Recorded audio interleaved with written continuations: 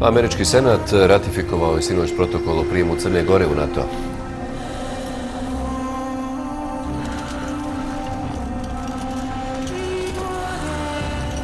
Ćemo li u NATO?